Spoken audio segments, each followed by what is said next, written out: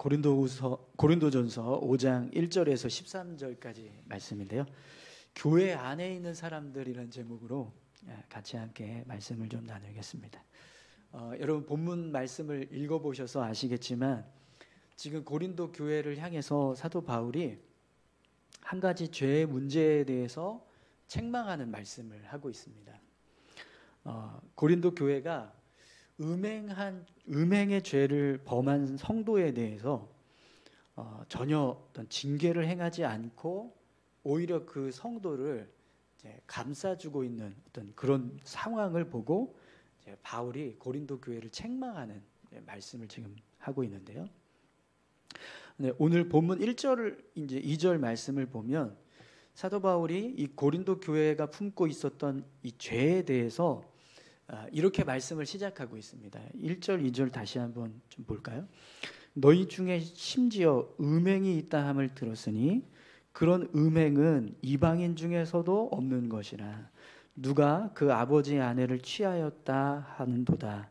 그리하고도 너희가 오히려 교만하여져서 어찌하여 통한이 여기지 아니하고 그 일 행한 자를 너희 중에서 쫓아내지 아니하였느냐. 아멘.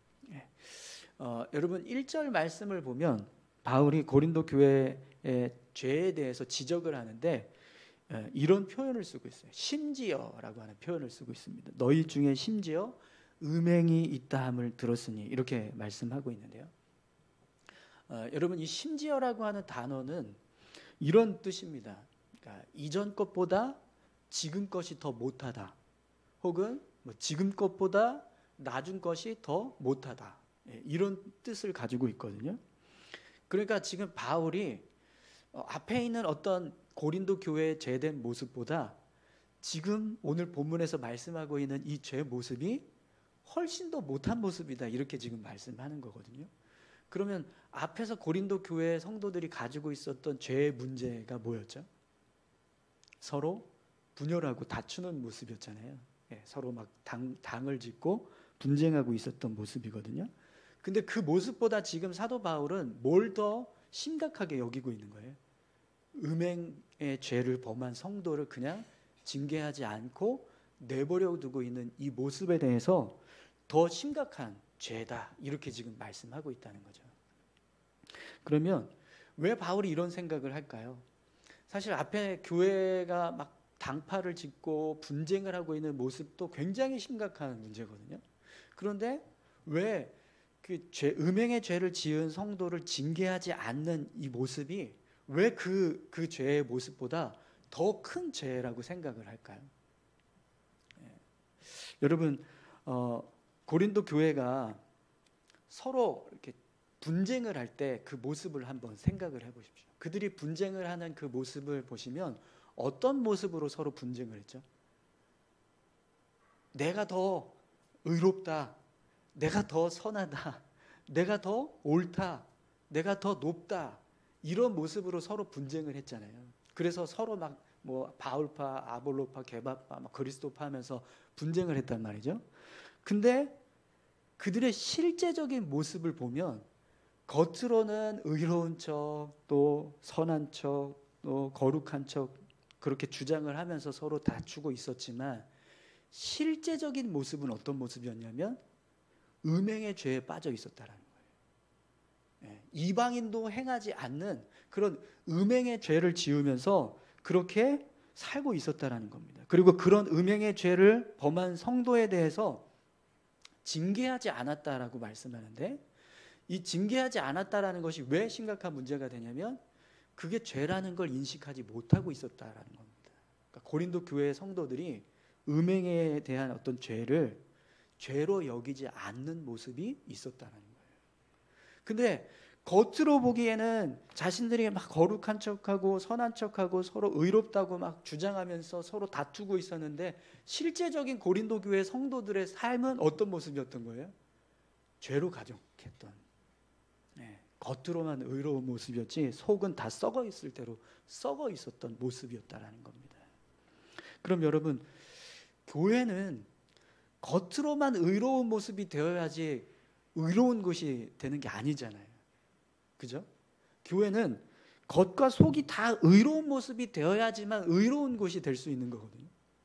하나님께서 우리 신앙을 평가하실 때 그냥 겉모습만 보고 우리를 평가하시지 않아요. 그죠? 우리의 내면, 우리 속사람, 그 모습을 다 보시고 우리의 어떤 믿음을 평가하신단 말이죠. 근데 실제적으로 고린도 교회 성도들의 모습은 어떤 모습이었냐면 속은 다 음행으로 썩어 있는데 겉으로만 자신들이 막 의로운 척하고 선한 척하고 높은 척하면서 큰 소리치고 서로 분쟁하고 있었다는 거예요. 그럼 여러분 그 모습을 하나님이 보신다면 어떻게 보시겠까요? 정말 악하게 보이겠죠. 그죠? 속은 다 썩어놓고 마치 자기들이 의로운 척하면서 겉으로만 막 의로움을 주장하고 있는 그 모습은 분명 하나님 앞에서 악하게 보일 수밖에 없는 거예요. 그래서 바울이 너희가 심지어 이방인도 행하지 않는 죄를 범하고 있다.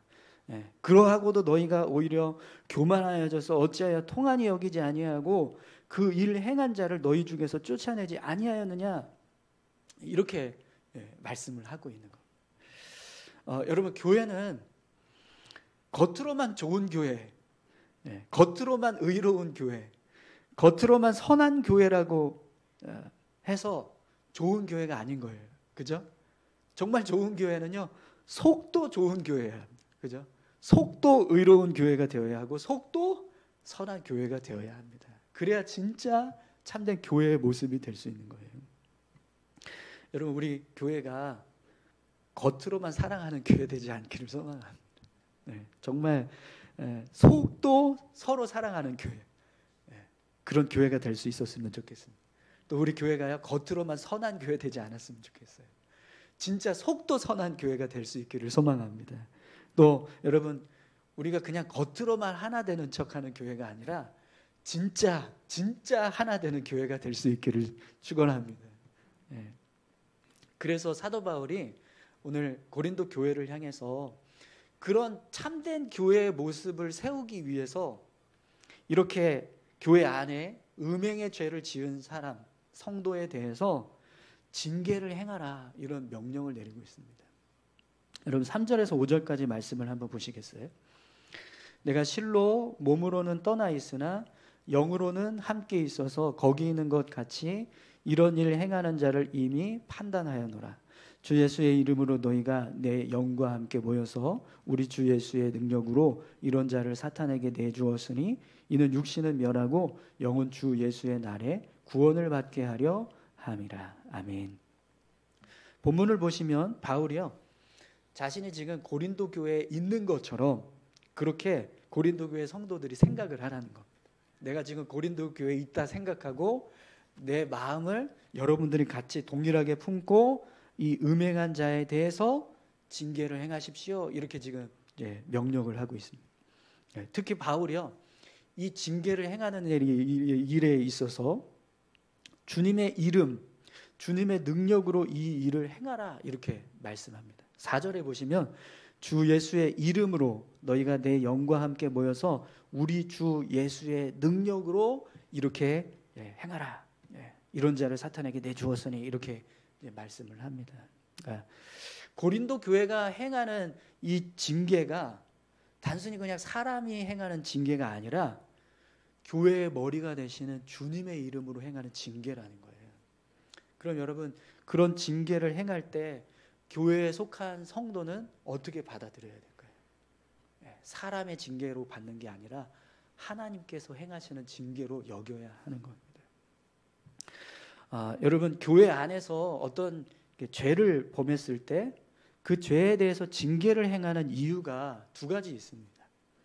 하나는 교회의 거룩함을 회복하기 위해서, 교회 구성원들 중에 어떤 악을 행해서 죄를 범한 사람이 있으면 그 죄를 범한 사람 때문에 교회 공동체 전체가 거룩함을 훼손하게 된다는 거예요. 그래서 그런 죄를 지은 성도에 대해서 징계를 행하는 것은 훼손된 교회의 거룩함을 다시 회복하는 일이 된다는 거죠.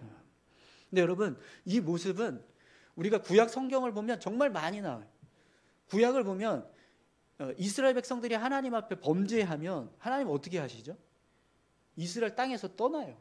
하나님이 떠나세요. 아예 그냥 이스라엘 땅에 은혜를 주시지 않고 은혜를 중단하고 하나님께서 함께 하시지 않아요. 스가랴서 1장 3절에 보면 하나님 이런 말씀을 전하게 하십니다. 그러므로 너는 그들에게 말하기를 만군의 여호와께서 이처럼 이르시되 너희는 내게로 돌아오라 만군의 여호와의 말이니라. 그리하면 내가 너희에게로 돌아가리라 만군의 여호와의 말이니라. 이스라엘 백성들이 하나님 앞에 범죄에서 거룩함을 훼손하니까 하나님이 그들 가운데서 떠나고 안 계신다는 거예요. 근데 다시 하나님 앞에 돌아와라. 그러면 나도 너희들에게 다시 돌아가겠다. 이렇게 하나님께서 말씀하고 계신다는 거죠. 그래서 여러분, 교회가 거룩한 공동체가 되어야 하는데 공동체 구성원 중에서 어떤 죄악 가운데 빠진 사람이 있으면 그 사람 때문에 공동체 전체가 거룩함을 훼손하는 일이 일어나게 된다는 거예요. 그러면 그 모습은요, 그냥 단순히 그 죄를 지은 사람의 문제만이 아니라 교회 전체의 문제가 된다는 겁니다. 근데 여러분, 우리 안에 어떤 죄인이 있어서 우리가 그 죄인을 그냥 용납해버리고 있을 때 그 결과가 하나님이 우리를 떠나신다고 생각을 해보세요. 이게 얼마나 심각한 문제인지. 하나님이 안 계시는 교회가 되는 겁니다. 그럼 교회는 교회가 아닌 거잖아요. 그죠? 그렇기 때문에 교회 공동체의 거룩함을 훼손하는 사람에 대해서 징계를 행하는 것은 정말 중요한 일이라는 겁니다. 또 한 가지 교회가 징계를 행하는 이유가 있는데요. 교회를 구성하는 구성원들이 다시 똑같은 죄, 이런 음행한 죄를 지은 사람과 똑같은 모습으로 그런 죄를 짓지 못하도록 막기 위해서. 여러분, 아나니아와 삽비라 사건을 아시죠?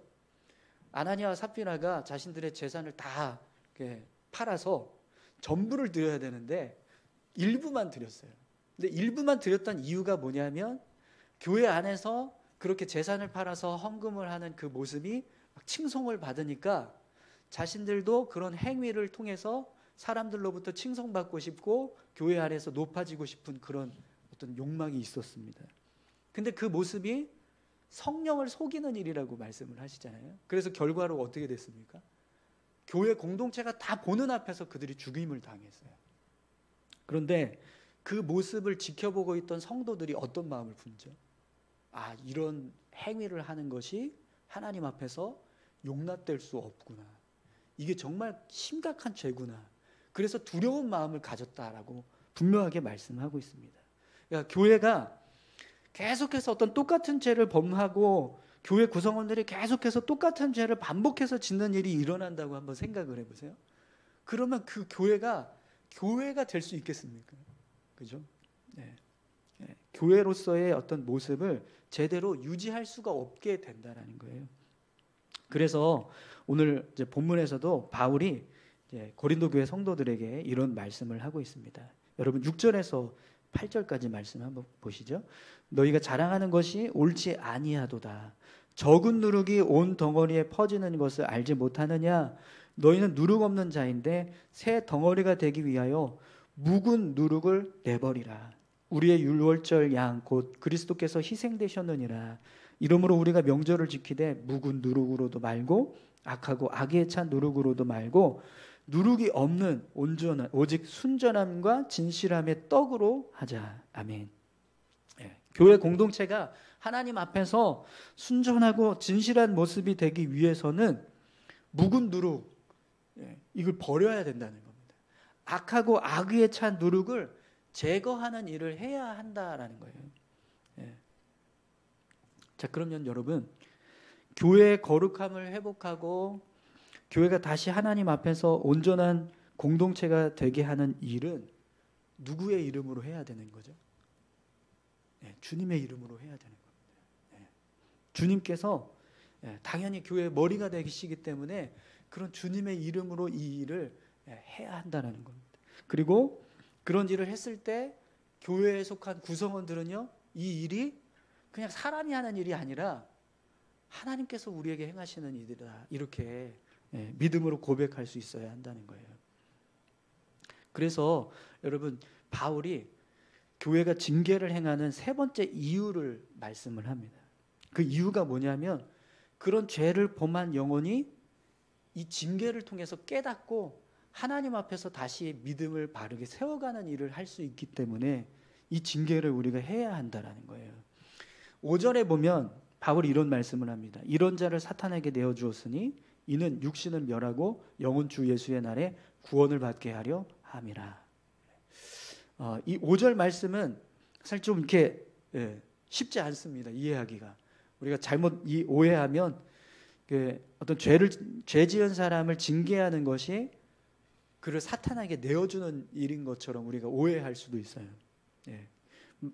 본문의 내용만 보면 그렇게 말씀하고 있기 때문에 이게 징계를 함부로 하면 안 되겠구나 이렇게 우리가 생각할 수 있는데, 사실 이 5절의 표현은 어떤 말씀이냐면 교회 밖으로 쫓아내라 이겁니다.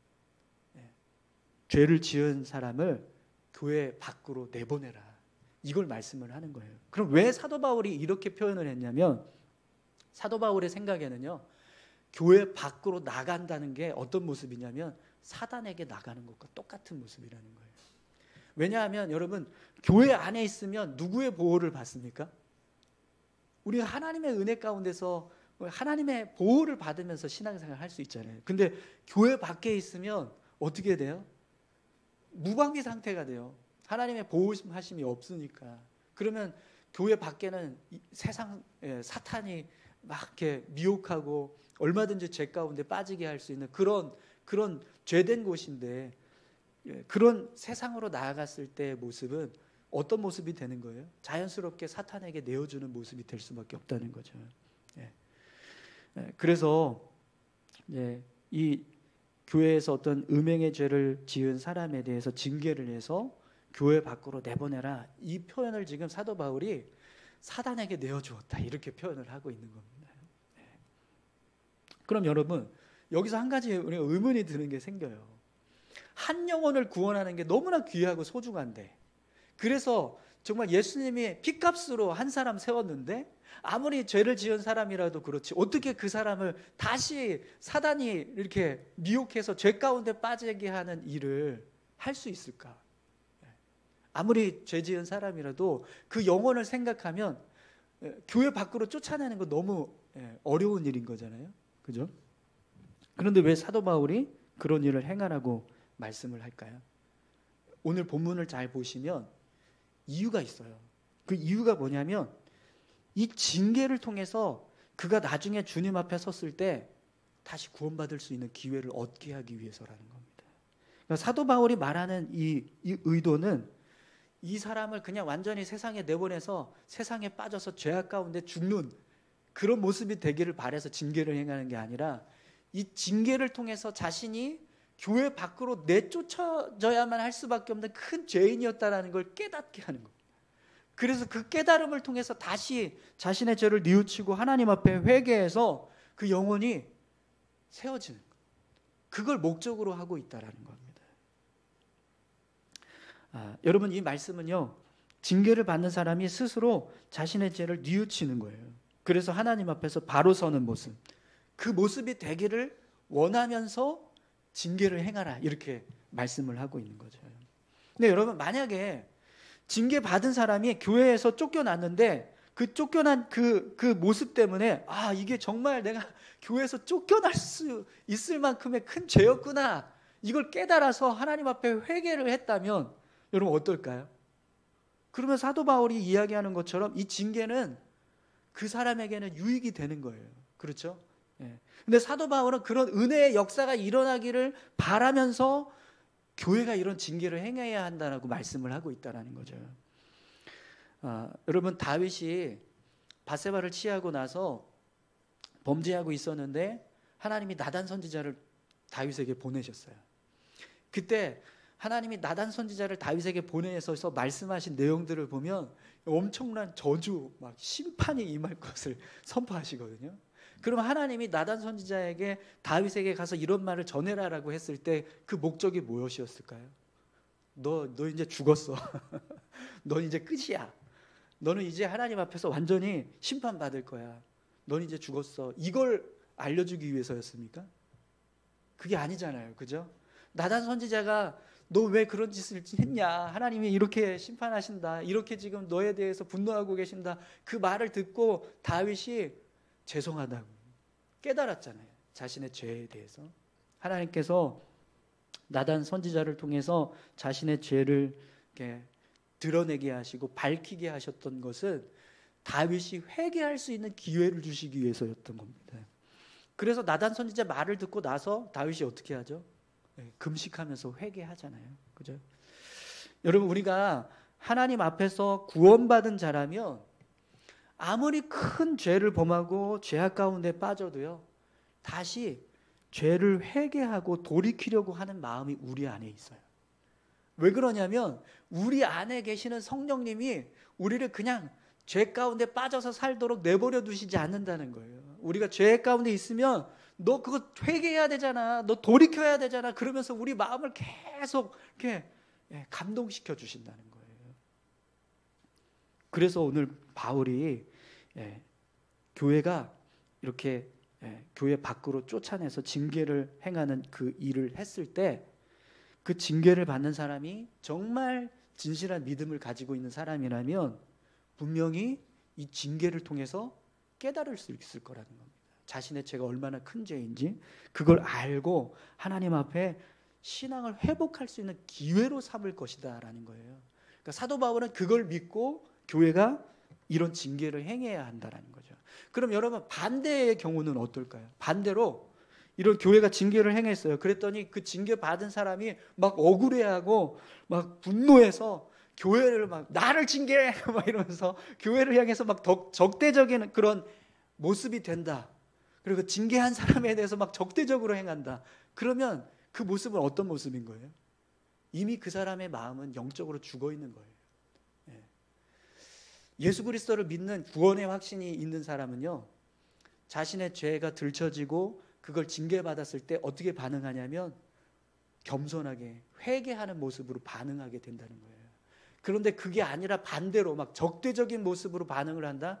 그건 이미 죽어있는 영혼이라는 겁니다. 그럼 여러분, 그 죽어있는 영혼이 징계를 받지 않고 교회 안에서 그냥 그대로 있다고 생각을 해보세요. 자신의 죄가 가득한데, 그래서 하나님 앞에서 심판받을 수밖에 없는 죄인의 모습인데 그게 들춰지지 않고 그냥 교회 공동체 안에서 이렇게 묻어서 있는 거예요. 그러면 나중에 그 사람이 그 모습 그대로 하나님 앞에 가게 되면 어떤 일이 벌어질까요? 쭉정이.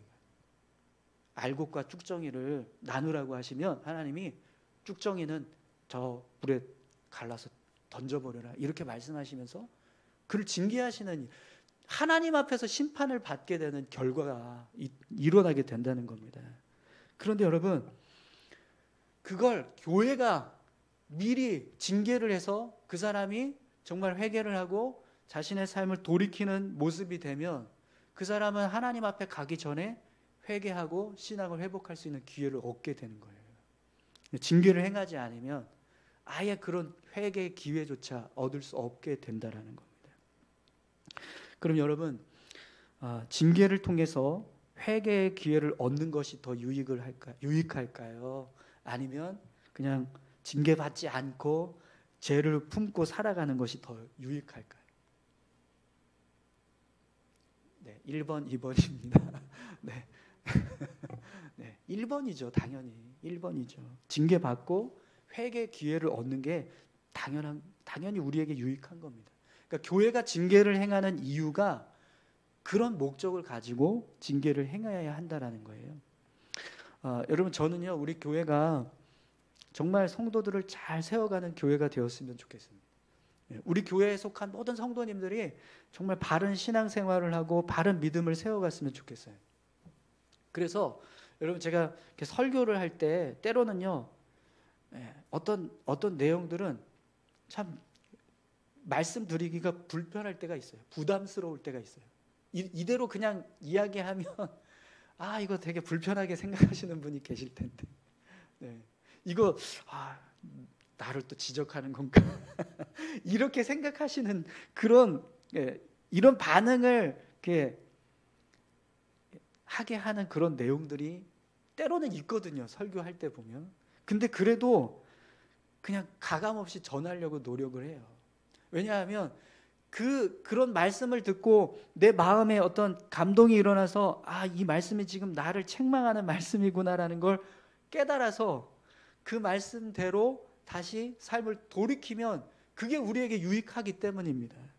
근데 그게 부담이 된다고 해서 그런 말씀들을 제가 전하지 않으면 그럼 저는요, 여러분들을 회개할 수 있는 기회를 박탈하는 그런 무책임한 사람이 되는 겁니다. 그래서 제가 여러분 설교할 때 정말 뭐 그런 일도 없겠지만 진짜 특정한 어떤 이름을 지명하면서 말씀을 드리지 않는 한 제가 설교할 때 어떤 좀 이렇게 불편하거나 부담되는 말씀이 있으면 그거는 정말 하나님이 여러분에게 주시는 마음이지 제가 그분을 향해서 꼬집어서 말하는 게 아니라는 걸 믿어주세요. 오해하지 마시고 믿어주시기 바랍니다. 네. 여러분 오늘 저와 여러분들이 말씀을 들을 때 나를 책망하는 것처럼 느껴지는 말씀이 된다. 그러면 그건 분명히 지금 내 안에 있는 어떤 죄된 모습을 하나님께서 건드리고 계신 그거 회개해야 돼. 그거 돌이켜야 돼. 이렇게 말씀하는 겁니다. 그렇게 믿으시고 그 말씀을 아멘으로 받으실 수 있기를 소망합니다. 그런 반응이 되어야지 여러분 말씀이 우리에게 유익이 되지 않겠습니까? 그죠? 네. 오늘 또 나를 까네. 막 이러면 안 되잖아요. 네. 네. 여러분 말씀을 들을 때조차도요. 나를 책망하는 것처럼 느껴지는 말씀이 임했는데 왜 나를 책망하지? 왜 나를 지적하는 거지? 이렇게 반응하면 여러분 나중에 진짜 어떤 죄를 지어서 우리가 교회 앞에 어떤 책망을 받는다 그러면 어떻게 될까요? 이건 난리가 날 겁니다. 그죠? 이건 뭐 진짜 싸우자는 거냐 이러면서 막 적대적으로 행하는 거예요. 근데 실제로 그랬잖아요, 여러분. 우리 얼마 전까지만 해도 그것 때문에 되게 시달리면서 힘들어 했었잖아요. 사랑하는 성도 여러분, 오늘 저와 여러분들이 우리 믿음을 바르게 세우기 위해서 하나님이 우리를 향해서 책망하시는 일, 하나님께서 우리를 향해서 징계하시는 일, 그런 일들을 행할 때 그걸 기쁘게 받으실 수 있기를 소망합니다. 그런 모습이 될 때 결국 우리의 신앙이요 다시 회복될 수 있습니다. 사도 바울이 이 징계를 행하라는 이 말씀은 사실 굉장히 부담스러운 말씀이거든요. 여러분 우리 지체 중에서 하나를 잘라낸다고 생각을 해보세요. 얼마나 고통스러운 일입니까? 제가 어제 그 치과에 갔는데 난생 처음 스케일링을 했거든요. 의사가 치석이 너무 많으니까 좀 잘 하세요 막 이러면서 간호사한테 얘기를 하더라고요. 근데 그 얘기를 듣는 너무 창피했어요. 근데 치석을 제거하는데도요 너무 아픈 거예요. 이렇게 아픈 줄 몰랐어요 저는. 그래서 사실 무서워서 못 갔거든요 치과에. 저 이제 어금니를 빼야 돼요. 지금 어금니 썩었다고 이거 빼야라고 그래서 지금 기다리고 있는데 진짜 이게 진짜 공포스럽습니다. 네. 근데 여러분 내 몸의 일부도 아닌 치석, 이거 치석 쌓여있는 이 치석을 제거하는 것도 이렇게 아픈데 내 지체를 제거한다고 생각을 해보세요. 이게 얼마나 아픈 일입니까? 그럼에도 불구하고 이런 일을 행하라고 하시는 이유는 공동체가 바로 서기 위해서라는 거예요. 이 믿음의 공동체가 하나님 앞에서 바로 서기 위해서 이런 일을 해야 한다는 겁니다. 사실 살아가는 성도에 대해서 우리가 이렇게 막 징계하고 또 어떤 판단을 하고 하는 것이 쉬운 일은 아닙니다. 그러나 그 영혼을 생각한다면 우리는 해야 된다는 거예요. 오늘 우리 교회가 그런 모습이 될 수 있기를 소망합니다. 그리고 사실 그런 일이 일어나지 않기를 소망합니다. 그런 징계를 행할 수 있는 일이 일어나지 않기를 간절히 소망합니다. 그러나 그런 일을 해야 한다면 그 영혼을 생각해서 우리 해야 돼요. 또 여러분 오늘 사도 바울이 교회가 이런 징계를 해야 하는 이유를 한 가지 더 설명을 하는데 이건 뭐 징계를 해야 될 이유라고 하기엔 조금 그렇고 교회가 거룩한 공동체가 되기 위해서 힘써야 되는 이유에 대해서 한 가지 더 추가로 설명을 하는데요. 그 모습이 어떤 모습이냐면 우리가 교회 안에 있기 때문이라는 거예요. 하나님께서 우리를 교회 안에서 세우신 믿음의 공동체로 우리가 있기 때문에 우리 모든 지체들은요, 이미 교회의 법과 질서, 하나님의 뜻을 따라서 살아갈 것을 결단한 겁니다. 여러분, 오늘 저와 여러분들이 교회 공동체에 속하고 있다는 건 이미 교회가 가지고 있는 법, 질서, 하나님의 뜻에 순종하며 살 것을 우리가 결단한 겁니다. 그렇죠? 아멘이십니까? 네. 그렇기 때문에 교회 공동체 안에 있는 하나님의 사람들은 하나님 앞에서 심판을 받기 이전에 교회가 행하는 이런 징계나 책망에 대해서 얼마든지 수용할 수 있어야 한다는 오늘 저와 여러분들이 이 땅에서 천국 백성으로 삶을 살아가고 있는 줄 믿습니다. 그렇다면 여러분, 우리가요 그런 천국 백성답게 그렇게 죄를 멀리하고 교회 공동체를 하나님 앞에서 거룩한 공동체로 세우기 위해서 힘써야 될 줄로 믿습니다. 그리고 여러분, 교회 공동체가 이렇게 거룩함을 지켜가야 하는 이유는요, 죄된 세상을 변화시키기 위해서입니다. 우리가 거룩함을 잊어버리면 여러분, 세상의 죄에 대해서 우리가 변화시킬 수 있는 능력을 상실합니다. 그죠? 세상이 죄악 가운데 빠져서 살아가고 있을 때 그래도 끼어서 그 죄된 모습을 지적하고 그게 죄입니다라고 말할 수 있는 일을 할 수 있는 공동체는 우리인 거예요. 그죠? 그래서 오늘 사도 바울이 9절에서 11절까지 이런 말씀을 합니다.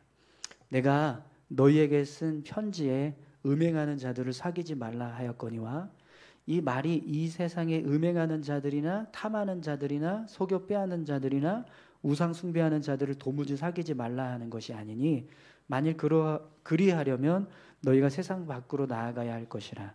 이제 내가 너희에게 쓴 것은 만일 어떤 형제라 일컫는 자가 음행하거나 탐욕을 부리거나 우상 숭배를 하거나 모욕하거나 술 취하거나 속어 빼앗거든 사귀지도 말고 그런 자와는 함께 먹지도 말라 함이라. 아멘.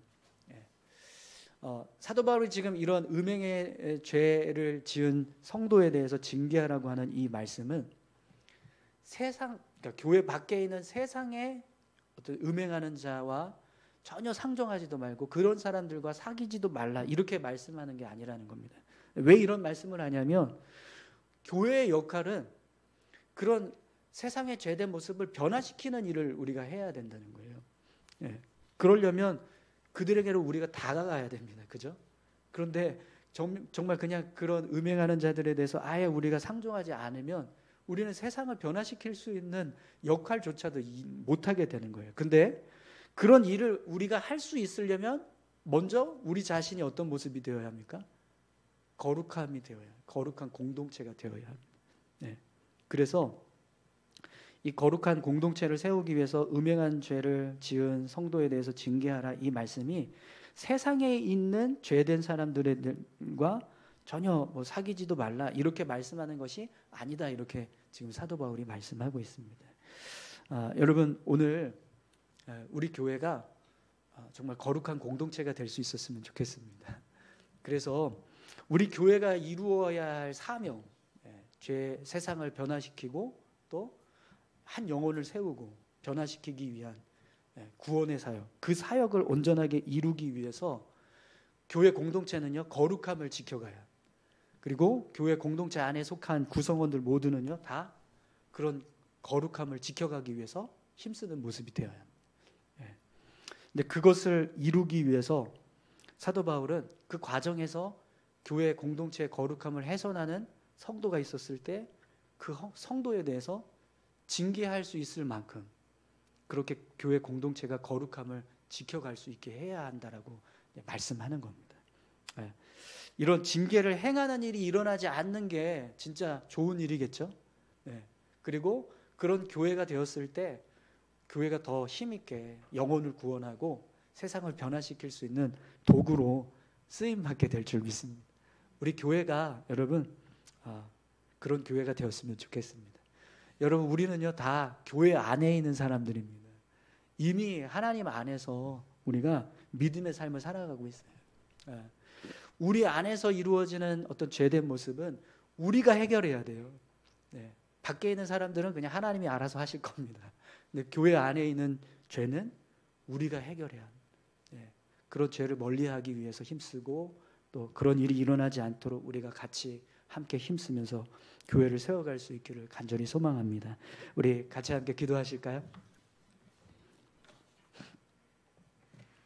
사도 바울이 교회가 막 분열하고 나눠지는 모습도 정말 심각한 죄지만, 그러나 그거보다 더 큰 죄는 교회가 음란함, 이방인도 행하지 않는 그런 음행한 그런 죄의 모습에 빠지는 것, 그것이 더 정말 심각한 문제다, 이렇게 말씀합니다. 여러분, 우리 교회가 정말 거룩한 공동체가 될 수 있기를 소망합니다. 우리 교회에 속한 모든 지체들이 모두가 다 정말 교회의 거룩함을 같이 함께 힘써서 지키고 거룩한 공동체가 되기 위해서 힘쓰는 그런 모습이 되었으면 좋겠습니다. 우리 같이 함께 기도하셨으면, 그런 교회가 될 수 있게 해달라고, 그런 공동체를 세워갈 수 있게 해달라고 함께 기도하길 원합니다. 다 같이 기도하시겠습니다. 아버지 하나님, 감사합니다. 하나님, 우리 교회를 붙들어 주시고 인도하여 주시옵소서. 우리 교회가 하나님 앞에서 거룩한 공동체로 세워져 갈 수 있기를 간절히 소망합니다. 이 교회를 통해서 영혼을 살리고 세상을 변화시키는 일을 이루어 가시기를 원합니다. 주님, 그 사명을 온전히 감당하기 위해서 우리가 먼저 거룩함으로 세워져 있게 하시고 믿음의 공동체에 닿은 모습으로 설 수 있게 주님 도와주십시오. 우리 안에 혹시라도 죄된 모습이 있을 때 그 죄된 모습에 대해서 우리가 그것을 하나님 관과하고 내버려 두는 것이 아니라 하나님 앞에서 우리의 거룩함을 회복하기 위해서, 때로는 정말 하나님 살을 도려내는 것 같은 아픈 그런 과정이 있다 할지라도 하나님 교회의 거룩함을 지키기 위해서 힘쓸 수 있는 우리 믿음의 공동체, 우리 교회가 될 수 있게 주님 도와주시옵소서. 하나님, 이 교회를 통해서 하나님의 나라를 세우고 영혼을 살리는 일에 더 힘쓰시기를 간절히 소망합니다. 그런 일을 할 수 있도록 주님 우리를 붙잡아 주시고 인도해 주시옵소서. 주님 감사합니다. 하나님 아버지 감사합니다. 교회는 영혼을 살리고 또 세상을 변화시키는 그런 귀한 사명이 있습니다. 그 사명을 온전하게 감당하기 위해서 우리가 하나님 앞에 거룩한 공동체가 되어야 합니다. 하나님, 우리 교회가 주님 보시기에 거룩한 공동체, 거룩한 교회가 될 수 있게 하여 주시옵소서. 우리 안에 어떤 죄도 용납하지 않게 하시고 그런 죄들이 있다면 그것을 도려낼 수 있는 그런 용기와 능력을 주시옵소서. 아버지 하나님, 우리 교회에 속한 모든 성도들이 하나님 공동체의 거룩함을 지키고 또 스스로 하나님 앞에서 하나님의 자녀다운 모습으로 삶을 살아가기 위해 힘쓸 수 있도록 주님 은혜 주시옵소서.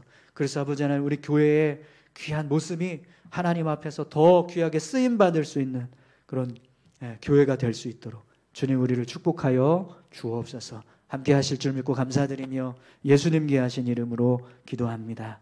아멘.